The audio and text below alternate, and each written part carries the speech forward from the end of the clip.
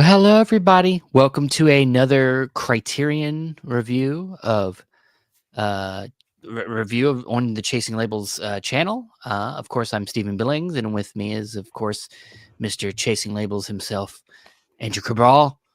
I like that nickname. I've never Well, I been mean, referred to that you're as the before. one literally running the Chasing Labels True. show I never thought to now, call myself Mr. Mr. Chasing Labels. Chasing. You're chasing the labels. It's like So back on Arrested Development, they had Mr. Manager was yeah. what's his name on when he was working at the banana booth. I Yeah. actually have an Arrested Development shirt that's Booth Bananas, and on the back it says Mr. Manager on it. I Yeah. gotta find it. But yeah, we're back here once again to talk about a couple of criterions that have come out this month, the month of November of 2025. I know Steven and I both got probably one of the biggest releases they've had this year, just in Yeah. terms of name. That is uh, Eyes Wide Shut by Stanley Kubrick. This is both available on 4K and Blu-ray, and then a 4K Blu-ray combo edition. My favorite. You get the best of both worlds. But I also got the movie L, which is a 4K UHD as well. And this is a Louis Bunuel film from 1953, and I had not seen it in time to talk about it on Chasing Labels, so it was nice to kind of repair that error in my judgment, I guess, or maybe I just couldn't find it. I mean, it is a Probably. movie from like many years ago. What is it, 70 years at this point? Yeah. But I don't know which one you want to tackle first, even. Well, you could go ahead and tackle that one first, and then we can both tackle Yeah, the because I think we both want to talk about Eyes Wide Shut, yeah, the Stanley Kubrick movie, just because I know Steven was the first time that you've seen it. first time I'd seen it, I've and seen it a couple of times, but it had been quite a few years since I've seen it. But let's talk about some Louis Buñuel first. So Louis Buñuel, the great surrealist filmmaker, a filmmaker whom I've been learning more and more as the years go on, is kind of like a cinephile's filmmaker. Like the cinephiles love him, and I guess I'm one of them. So Louis Buñuel had very many phases of his career. He started off in Europe, made his way over to the United States, made his way down to Mexico. Was all around the place. Go on his Wikipedia and read his story and read his life story. It's massive. But anywho, this came during his what is known as his Mexican period, which was the late 1940s into the 1950s. I think like 48 to like 55 or something like that. And this came out in 1953, right in the middle of that. It would be after that he would, I think, go back to Europe and start making more of his surreal movies like Viridiana, which is on Criterion, of course, Belle de Jour, which is on Criterion as well. But this movie is fascinating because I had not heard about it until it was announced, and I had not seen it until now. And this movie is interesting. So the basic premise of this movie, if you've never seen it before, there's this man by what's his name? Goodness, um, I forgot what his name was. Anywho, um, oh, Francisco. Yeah, his name was Francisco. I knew it was some type of name I would have remembered. Francisco. And one day he meets this woman in this church. This is how the movie opens, and he's like awestruck by her. Like he's kind of like you can just tell. There's no dialogue, no nothing. He just sees her in church, and he becomes awestruck by her, and he tries to like court her, and it doesn't quite go so well. And then he keeps kind of pursuing her. Well, anywho, spoiler alert, they end up getting married, and they have a tumultuous uh, um marriage. It's abusive, it's obsessive, it's psychologically and physically abusive. It runs the gamut of all of those things. And what is so fascinating about this movie is that uh, you can tell that the themes are very contemporary in the sense of just relationship abuse and all of those things. But not only that, but this movie is more so dealing with the fact that this Francisco guy has a lot of mental health issues, and it's 1950s, and people didn't really talk about men's mental health in the 1950s, let alone when it came to translating into spousal abuse and relationship toxicity. I mean, modern day we would call it like male toxicity, yeah, and all that stuff. But this movie's really dealing with a lot of those things. And what is fascinating about this movie is that um, Guillermo del Toro is a big fan of this movie. It's one of his favorite Buñuel films. There's a 30-minute interview with Del Toro on here, and he calls it Buñuel's Hitchcock movie. So that immediately was like, "Oh, now I get it."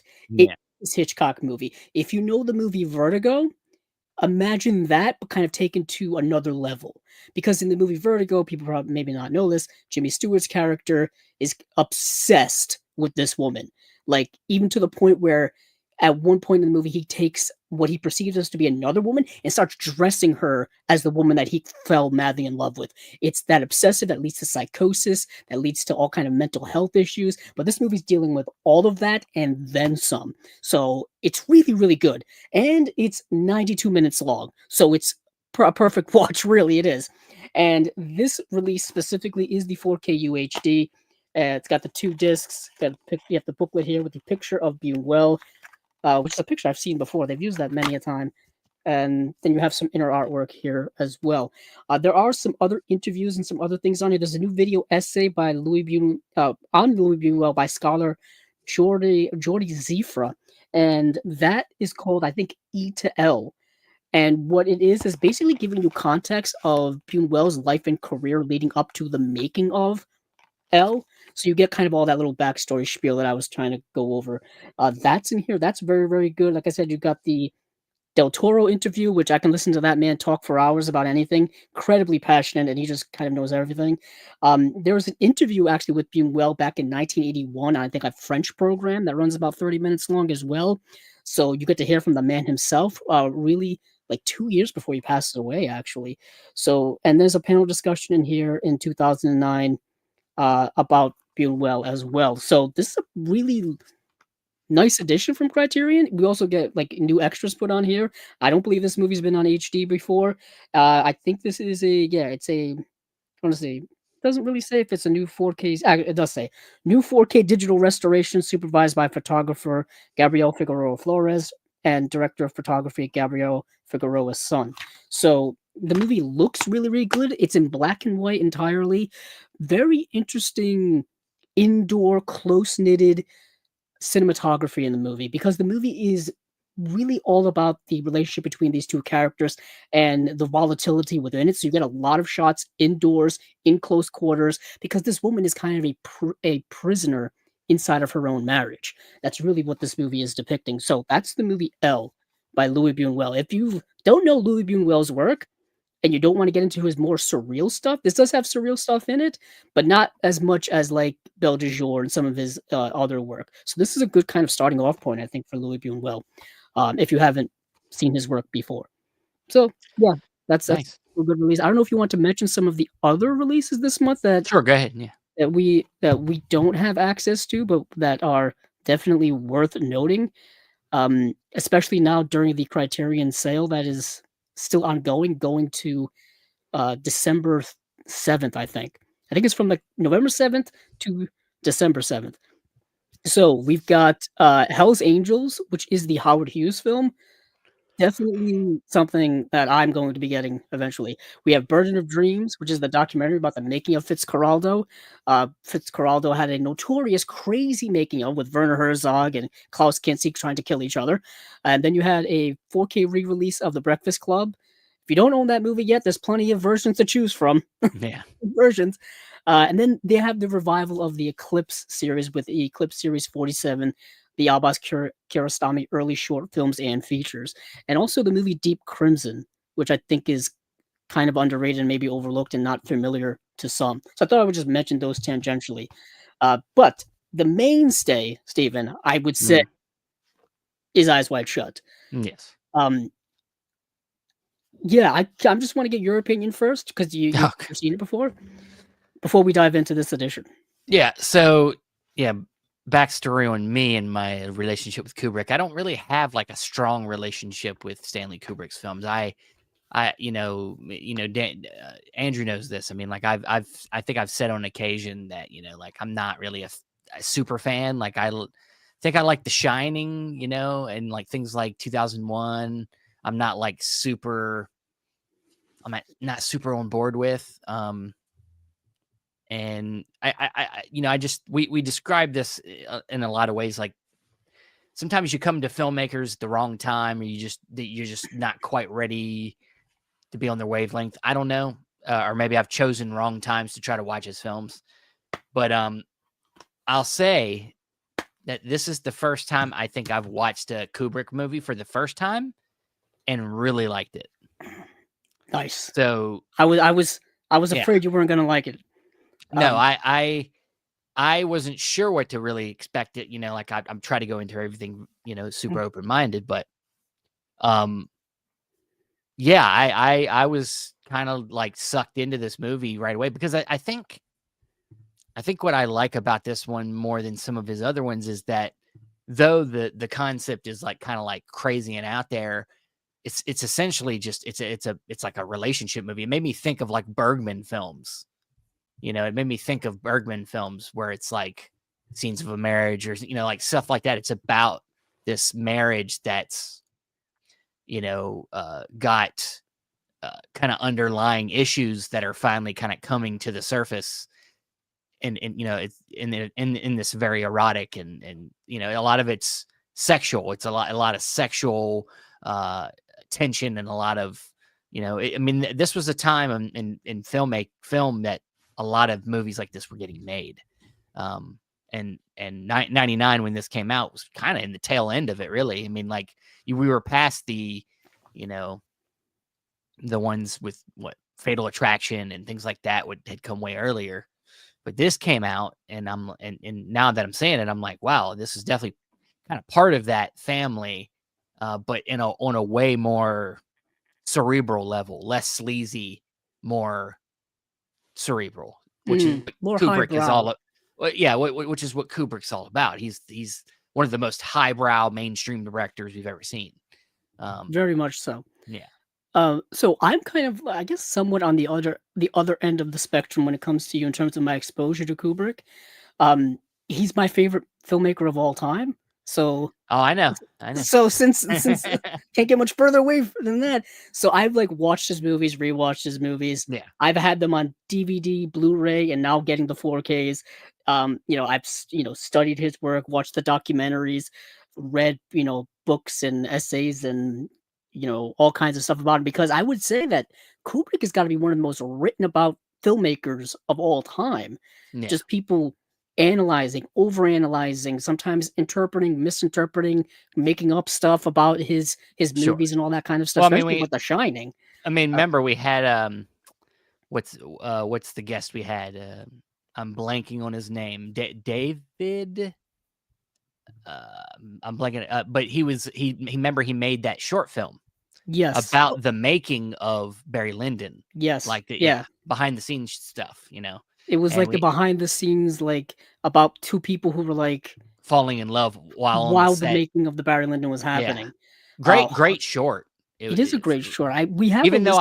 I haven't even still seen Barry Lyndon yet. Ironically, I have Barry Lyndon next to me. I like Yeah, to keep these around me. So yeah, talk about a movie that people have been analyzing, overanalyzing, and just it's to me. There was I've seen posts where people are like, oh, why don't they make movies like this anymore? And they'll show clips of Barry Lyndon. And I'm like, because Kubrick was like one in a million. Because nobody makes movies like Barry Lyndon ever. That's why nobody makes movies like Kubrick ever.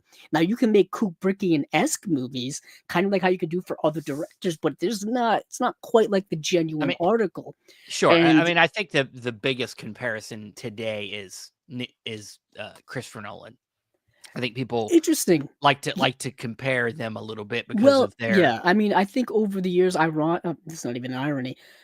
People have believed, or at least the perception is that Steven Spielberg is Stanley Kubrick's successor. And and that seems to be, well, he did go on to make AI, which was sure. going to be Stanley Kubrick's next film. So therefore, that's why the moniker gets placed on Steven Spielberg. And keep in mind, up until like 1999, 2000, when Kubrick passed away, Spielberg's filmography up to that point was elite. You Was know what I elite mean? already, yeah, it Yeah, it was was already elite. I mean, even I know people don't really talk a lot about his 2000s work, which I think is vastly underrated. oh, yeah. Spielberg specifically. Yeah, yeah, yeah. But, which includes AI, Minority Report, Catch Me If You Can, Munich. I even think War of the Worlds is kind of an underrated It's kinda 2000 yeah, sci-fi it's kinda I blockbuster. even though at the time, like, Dakota Fanning's crying and, and the son was they were annoying. The kids were, but that's what kids are. They're annoying. Very true. So it kind of made sense. Yeah, so But like I was saying, Kubrick is my number one guy, and the my hottest take, at least I think my perceived hottest take ever when it comes to movies, is the reason why he's my number one favorite filmmaker of all time is because of Eyes Wide Shut. It's because I saw this movie, was so blown away by it, and so enamored by this level of filmmaking and this level of movie that I'm like, okay, this cements him as my favorite of all time. sure. So therefore, I think this movie is a masterpiece. Am I over saying that? Am I over hyping it? Probably so. I mean, yeah. I mean, I gave it a 4.5 on my first watch. Yeah, That's pretty high for me because, I like, I rated have it a a hard 5. time. I don't do fives on Yeah, first watches. I rated it a So 5 when I first saw it, and then I watched it again now, and I've rated it a 5 again, yeah, and I haven't seen this movie in like 14 years, yeah. so it's been a while. But Well, I could tell you this. I could tell you this yeah, just as an upfront. Like, if anybody can get this kind of performance out of Tom Cruise, it's like, yeah, it's like that's pretty it's good. yeah, and you Yeah, can I mean, also like, tell. there's only one other film I can think of Tom Cruise that I think got this level of performance out of him, and that was Oliver Stone's Mm, Born on the 4th of July. That's it. yeah, it's either Born on the 4th of July, Magnolia, or Eyes Wide I Shut don't for even me. count Magnolia because he's not even in the movie that Because much, it's more of an and ensemble it's piece. an This ensemble movie. movie, he's carrying the whole He's the movie, carrying the movie. Yeah, and the movie is, 159 minutes long, so yeah. 2 hours and 39 minutes, That didn't even and matter. I mean, I had to watch this over 2 nights. Unfortunately, that's my mm, life right now. But the time didn't bother me at all. If I would have watched it in one sitting, it would have been probably felt pretty quick. yeah, as someone who's watched it in one sitting twice, um, you get I don't know I what it get is sucked about in. this movie, you get sucked into it. The first hour and a half straight into it, I Yeah, am transfixed by this movie because of the atmosphere. Now, for those of you who have never seen Eyes Wide Shut or just know it based off of its reputation, it's a movie about a doctor and a doctor in New York. It's about, like Steven said, the relationship between him and his wife primarily is at the center and at the heart of the movie, but it's more so about him and his kind of psychological things he's got going on, I would say. And it well, I mean, all, a revelation that his wife, brings to well, his attention kind yeah, of like explodes his world. yes. And the revelation is that she's fantasized about being with other men, Yeah, which leads up a can of worms to all kinds of themes of male insecurities and relationship issues and all kinds of stuff. But typically, male insecurities when it comes to, I would even say, masculinity and sexuality and all this kind of stuff. And it sets him on this road of just like kind of a slow, crippling mental breakdown, if you will. yeah, But it leads him into this underground society of the uber rich are having these, I don't know what you would call it, Stephen. Ritualistic sexual orgies, one would yeah, say, yeah.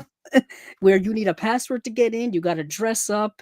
You got to It's wear a mask. It's all it's very anonymous. organized. Very It's very organized. organized. It seems like a Well, it has to cult. be. It has to be because it obviously there's a level of secrecy they're trying to Right. keep, and he's kind of easily, found out. like, Yes, because and because it is so probably well organized and regimented and regulated, they know when someone's not supposed to be there who is there.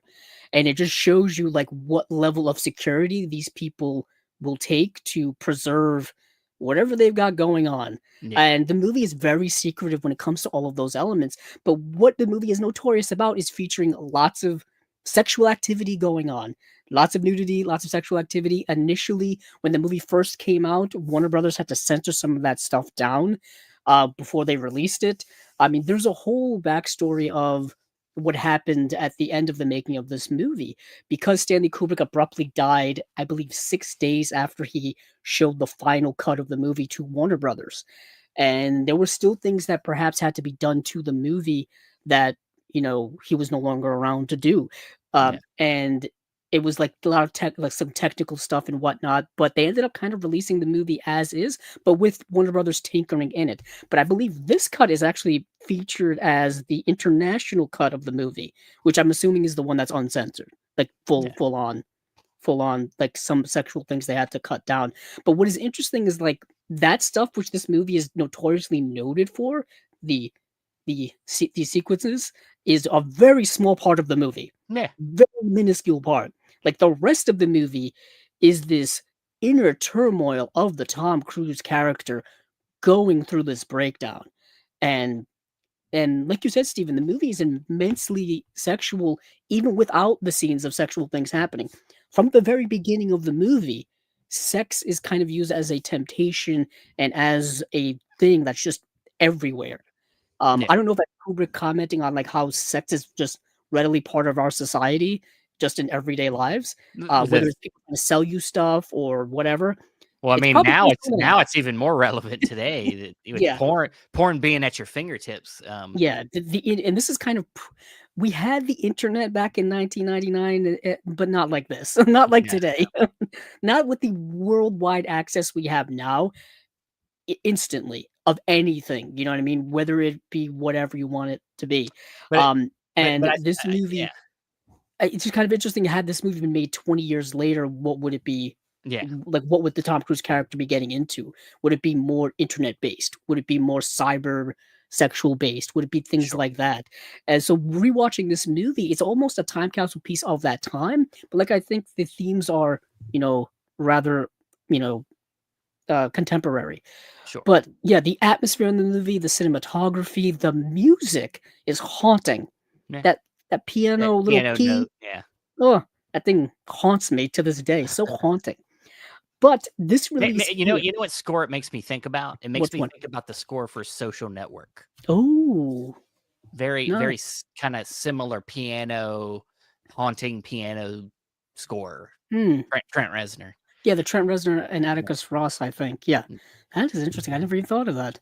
But I was gonna Huh. say one thing about it that I find interesting too is, I mean, yeah, essentially, as much as it explores them sexual themes and stuff like that, I think it also like it's delving into this idea about how just thinking about something is enough to ruin a whole relationship. Oh Like yeah. so nothing has happened. Like and I don't think that's spoiling the movie. Like she is essentially saying she's fantasized about being with a particular person, but has not actually done it. But Mm, but that sends him into it like an a spiral. existential crisis. Like he's like, and it makes him actually confront actually doing the act for real in multiple occasions. Yeah, and And multiple times. It's interesting because he essentially tries to commit the act that he believes his wife is committed, and he yeah, tries to do yeah, it several times with several different women. And it, and it was interesting that he's never successful at it, but maybe it just kind of shows this double standard between men and women when it comes to those types of things, when it comes to infidelity. I mean, there's yeah, all kinds of double standards when it comes to gender and things like that in our societies. And yeah, it's very, very interesting. And yeah, even from the very beginning of the movie, it just strikes me how sexual the movie is right away. Like there's when they go the movie kind of opens when they're at this lavish party and Nicole Kidman is dancing with this other guy, and you can tell it's very like the guy is underhandedly being sexually flirtatious with her, and she's yeah, kind of being that back towards him. And then there's a whole sequence with Sidney Pollack, who the director turned actor in this movie, Sidney Pollack, yeah, where he has this thing with this woman. So right away, there's already a sexual thing there that Tom Cruise character has to help him out with.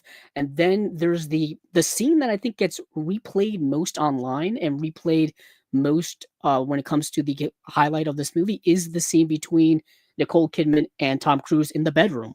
yeah, Um, the scene where just both of them just kind of going at each other, but really it's Nicole Kidman who's yeah, giving. This is the scene where she tells him about that fantasy, but they get into all kinds of stuff in that scene.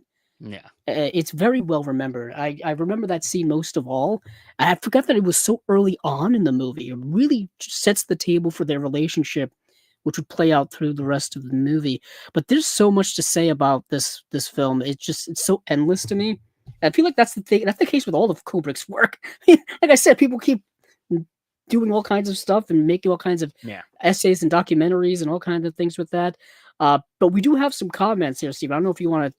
Well, I check mean, I that was one gonna out. say, particularly, we're getting, the question of wanting to compare picture quality. Now, Yes. I can't comment on this because I don't have the other Blu-ray, but Andrew does.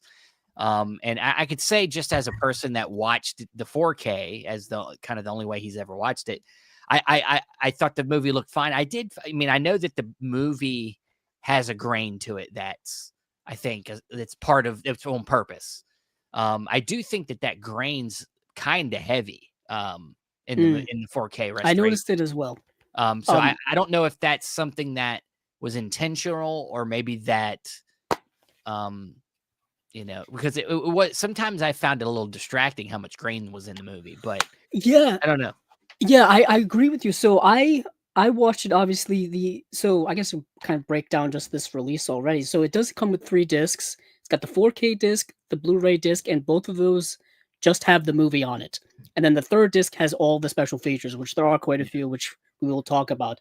But when it comes to the picture quality, so there's a new 4K digital restoration of the international version of the film, supervised and approved by director of photography Larry Smith. And so like Steven said, there has been a lot of debate going on the internet currently about the aesthetic of this release, the 4K aesthetic specifically. I guess just the transfer in general, Yeah. because there is a different color timing than the old Blu-ray, which I happen to have here. And of course, when it comes to the internet debates, people kind of want to know which one's the correct one. You know what I mean? Or which one's the more faithful one? Which one's the one that Kubrick would prefer? I guess. And it's kind of tough because since he's not around, you can't really get it from him directly. And the fact that they went back to the original cinematographer to get the aesthetic of the movie, to get the color of the movie, and for him to be able to go back to kind of do what he believes that Kubrick would prefer. That's it, it's fascinating to me. Um, I I kind of lean towards more that. I kind of lean more towards the people who actually worked on the movie than Sure. people on the internet kind of more that are speculating on it.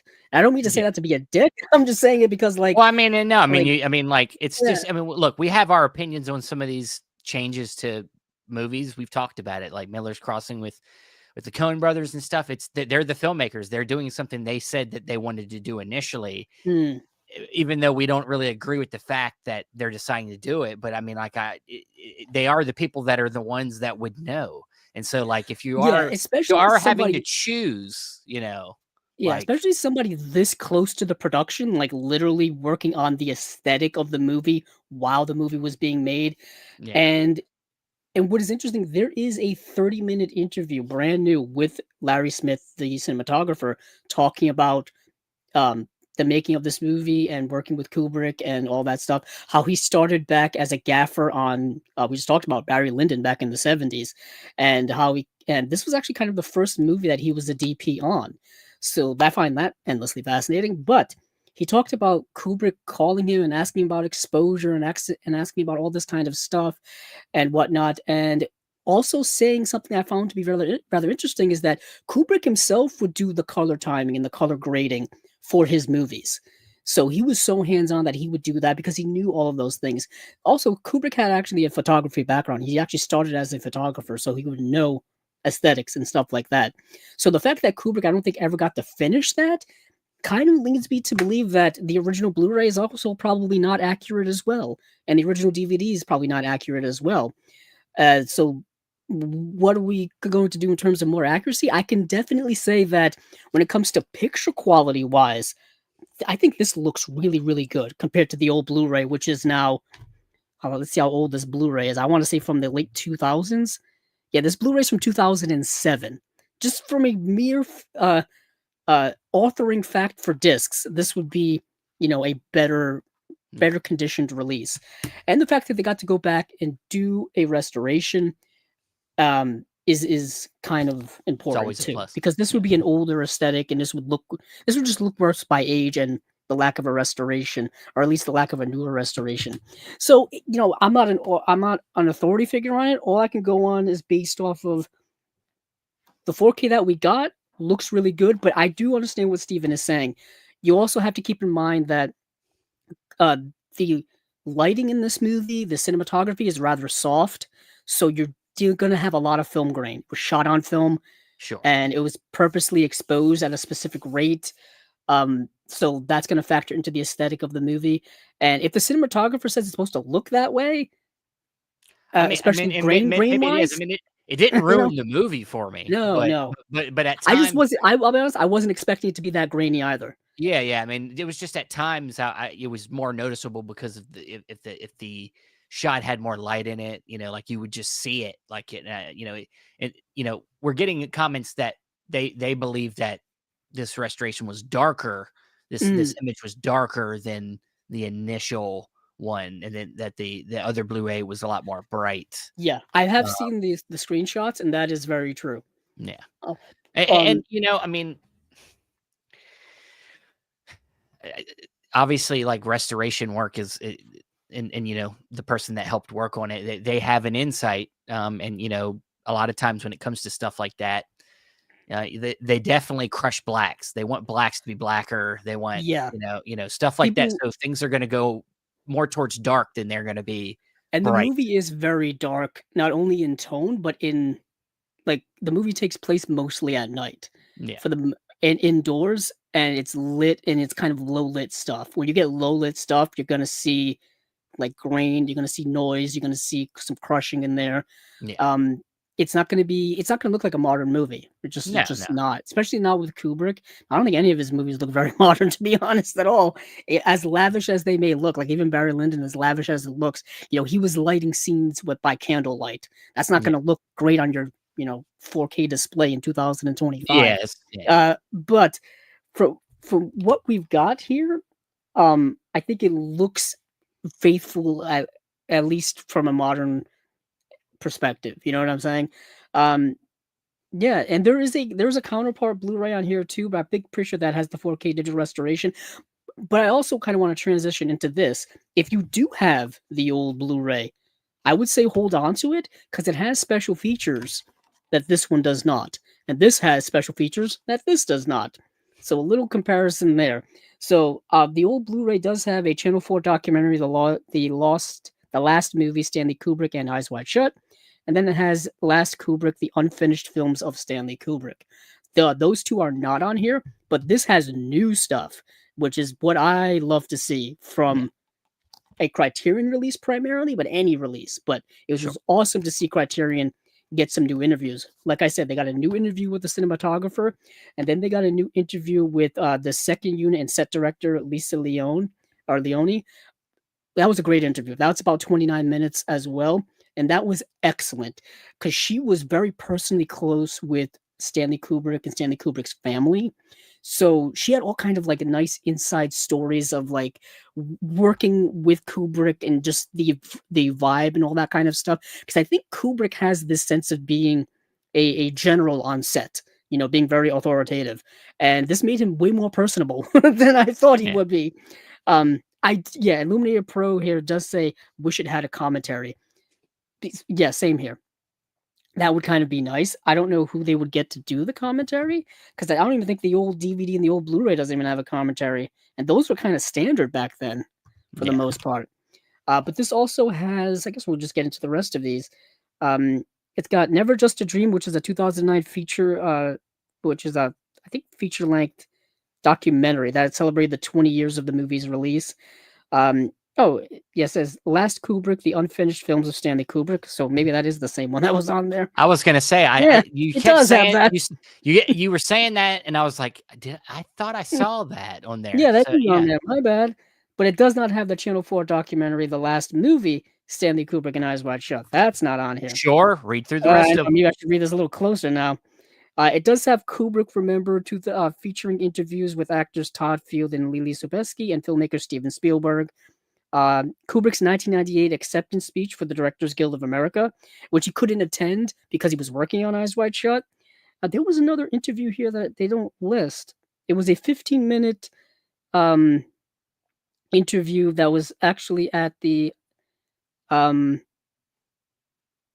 Stanley Kubrick archive. Hold on, let me see it because I think I got it. I have this listed up here. The Stanley Kubrick archive, where um, Yeah, where are you? Hmm, maybe I just dreamt it up. Oh, Well, no. we just Yeah. been informed Udo Kier died. Yeah, I saw that earlier.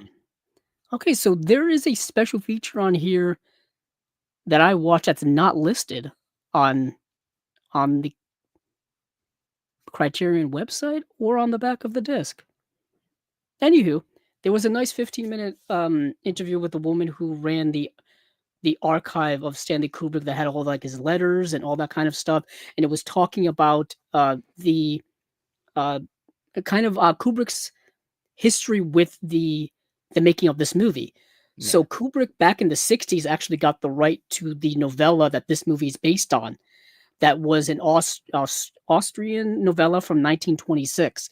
Kubrick actually talked with the author of that novella and bought the rights back in the 60s, and he was reading, and he's been wanting to make it since then, and didn't end up getting to do it obviously until the 90s. So what the story was is that there's another interview in here with Stanley Kubrick's wife, which says that both he and her were reading two different books after 2001: A Space Odyssey. He was reading the source material for what would be Eyes Wide Shut, and she was reading A Clockwork Orange, and obviously they made A Clockwork Orange instead of Eyes Wide Shut, and that was what ended up happening, because she read the source material for Eyes Wide Shut and absolutely hated it, so convinced Kubrick not to make the movie. And in the interview, she said, "Well, yeah, I was kind of dumb and immature at the time. Probably should have, you know." Gone the other way, but I've since come around. Yeah, the novella was called Dream Story, and by Arthur Schnitzler, and there was just a nice interview with somebody who had all of Stanley Kubrick's letters about his correspondence with that author and why he wanted to get the rights for the movie, and he had the rights from the 60s all the way up until they made the movie. But yeah, I don't know why that's not listed on here. Anywho, but I guess you can open this and see the cool artwork that transitions from the outside Well, I hear some people into don't even like this artwork either. I've heard that. yeah, I heard that too. People were not fans of it. It's actually based on the original poster by Catherine Kubrick and Christian Kubrick. So Catherine Kubrick is Stanley Kubrick's daughter. Christian Kubrick is Stanley Kubrick's wife. So this was their original design for the poster. So they went back to the archive to put that on there, which I think is kind of cool. I know people are so used to seeing this. Like, this is the poster, and every single thing I've ever seen is this kind of snapshot from the movie, I guess you Yeah. could say. Isn't I feel like that's a snapshot from the movie. But that's Yeah. the original poster.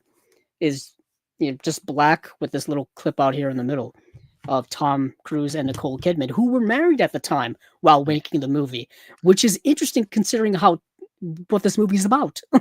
It almost makes you think that it had something to do with why they didn't last very long. Ironically, is I think they got divorced by the time, maybe right after this movie came out or during. I know, that's Because what this I'm movie saying. took years to make. If you know anything about Stanley Kubrick, he takes his time. He takes his sweet time making movies. He only made what 12, 13 movies throughout his like 50-year career or 40-year career. I will say Yeah, this, even though I'm not, this is what I'll say. This movie's inspired me to want to go back and revisit his filmography that I haven't quite connected with. So I'm gonna now that I've watched a Kubrick film and I was like blown away by it. So like now I'm like, you know what? Maybe I've come around and I just need to go back and watch these movies. So I think I'm slowly gonna start going back through his filmography. Now some of the stuff I kind of liked. I liked Paths of Glory. I liked, mm. the what's the early one? The heist film. The The killing. Killing. The Killing, Yeah, yes. The Killing's there's The good. Killing, Yeah. and then there's Killer's Kiss. Killer's Kiss is kind of considered one of his I don't think I've weakest seen movies. Killer's Some may say Kiss. his worst. Yeah. I haven't seen that Killer's one. Kiss is actually a special feature on the Killing Blu-ray from Criterion. But Kino's released both The Killing and Killer's Kiss separately Yeah. on 4K, so you could watch those either way. Of course, Yeah. there's Doctor Strangelove, I which is love Doctor Strangelove. which is all That's that one movie's I great. love. Yeah. That But movie's available everywhere. it's the 2001. It's Full Metal Jacket. 2001 is interesting. Full Metal Jacket. I Really, because got Full Metal Jacket I love. People tend to love the first half of Full Metal Jacket versus the second half of Full Metal Jacket, but I love Yeah. the whole movie. I remember liking it okay, but I need to come back to it. Yeah, It, Clockwork Orange is clock. fascinating. Yeah. That's the movie that like kind of got him in deep water because I think the movie was like banned in England because of its subject matter and stuff like Yeah. that. Yeah. And it really affected him. There's a great documentary actually that's not included ever as a special feature, but I have the disc. It's Stanley Kubrick: A Life in Pictures, which is really, really great. For those of you out there who want to learn about Stanley Kubrick, track this down. It's available on DVD only, and I'm surprised it's never been included as a special feature on any of these releases. So I've Yeah. always just kept it here as just a loose disc. I'm gonna have to But do something with it now, but yeah, it's yeah, reinvigorized my want to go back through it and see and with the different eyes and see if I can come more on board so me and Andrew can be even closer film I know buddies. closer Kubrickian fans, I guess. Um, but here's a look on the inside, which kind of carries over from the outside, like I said, with the original poster art and whatnot. And then you have the booklet as well, which I guess carries that same theme across. And the booklet is pretty thick, not Yeah. super uber Yeah, well, thick, but yeah. it's thicker than some, I would say, from Criterion, and it's Yeah, I was got gonna say Criterion's not known for their thick essays. some yes, some no. Some, For the most part, no. and But but this is yeah, like I said, overall, probably one of my favorite releases of the year.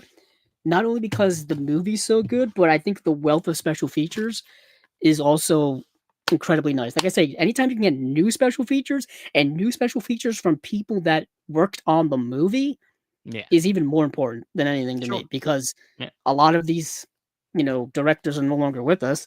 But you can still go back and watch their interviews and stuff. But it's nice to get a kind of a modern perspective of people looking back as time goes on. yeah, So I really like this release a lot. Honestly, one of my favorites.